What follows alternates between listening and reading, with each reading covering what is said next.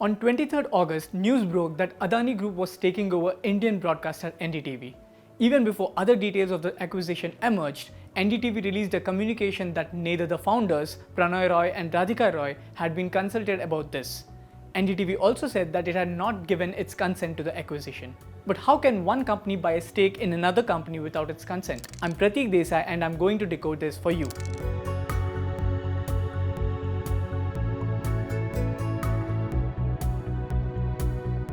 The takeover yesterday was in a way set into effect by a series of events going as far back as 2009 and 10 when RRPR, held by Pranay Roy and Radhika Roy, the promoters of NDTV, took a 403 crore rupee loan from Vishwapradhan Commercial Private Limited or VCPL. Now, I'm going to lay down all the parties involved here so you can see what went on. Before loaning RRPR 403 crore rupees, VCPL in turn had received a loan of the exact same amount from Shinano Retail Private Limited. And going back even further, Shinano had received a loan of the exact same amount from Reliance Industries Limited, which as you know is owned by Mukesh Ambani. On Tuesday, that is 23rd August, AMG Media Networks Limited or AMNL bought VCPL. Adani Group owns AMNL. Now, here is the technical part of the sale. When VCPL loaned RRPR 403 crores, they received share warrants. But what are share warrants? Share warrants give the holder a right to buy shares in a company at a particular price and at a particular time. In simple words, this means that by having agreed to the loan conditions, NDTV knew what they were signing up for. Did they imagine that such a situation would arise? NDTV would know best. Before we go any further, take a look at who are the shareholders of NDTV. Currently, RRPR Holdings Private Limited, which is the promoter group for NDTV, holds 29.18% stake in the media house. Additionally, the Roys hold 32.26% stake collectively in NDTV.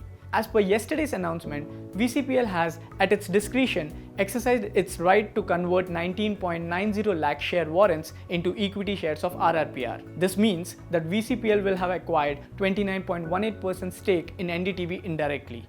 Additionally, Adani, in a bid to acquire controlling stake of NDTV, has announced an open offer to buy another 26% shares of NDTV from the public shareholders. This is possible because of SEBI rules which say that any entity which has 25% stake in the company has the right to announce an open offer asking shareholders of the company to sell their shares at a specific price. The share price has been fixed at 294 rupees, which would be worth 493 crore rupees. Whatever NDTV might choose to do now, or whether it even has the scope to do anything at all, is one part of the conversation. The other part is the concern that Adani along with Ambani are now invested in all the major digital and broadcast companies.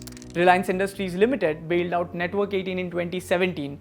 AMNL picked up a 49% stake in Quintilon Business Media, which owns Bloomberg Quint, as recently as June 2022. But if this deal goes through, we'll be looking at the two richest Indians known for their close proximity to the Modi government, controlling two big media houses.